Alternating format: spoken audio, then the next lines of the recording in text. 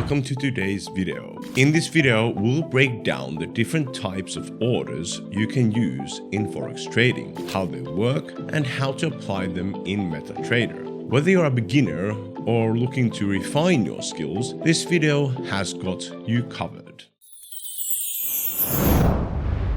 To begin with, let's review the core types of orders in Forex. Understanding these is crucial because they help you manage your trades more effectively. We'll walk you through each one and explain how to use them. First up, market execution orders. These are the most straightforward type of order in Forex. With market execution, you're buying or selling at the current market price. When you place a market order, it is filled immediately at the best available price. This is ideal for traders who want to enter or exit a position quickly without any delay.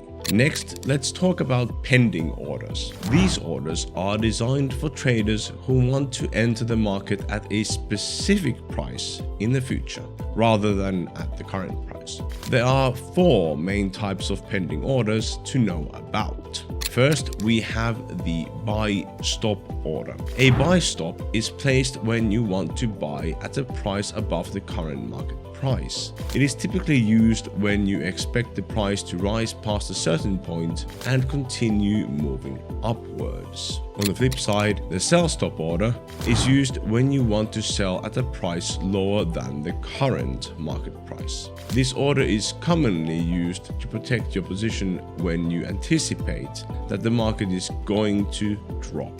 Now, let's look at buy limit orders. These are placed when you want to buy at a price lower than the current market price. A buy limit order is perfect when you think the price will dip before it starts to rise again. Lastly, we have the sell limit order. This is used when you want to sell at a price higher than the current market price.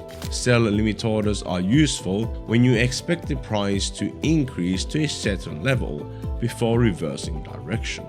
Okay, so now you know that there's quite a few different types of orders you can use. But you may be wondering, what's the difference between stop and limit orders? Well, stop orders activate when the price moves in your direction, while limit orders only execute once the price reaches your specified level. Both have their place depending on your trading strategy. That said, there are a few other things you do need to know when it comes to placing orders. You see, in addition to the basic pending orders, there are advanced conditional orders such as buy stop limit and sell stop limit orders.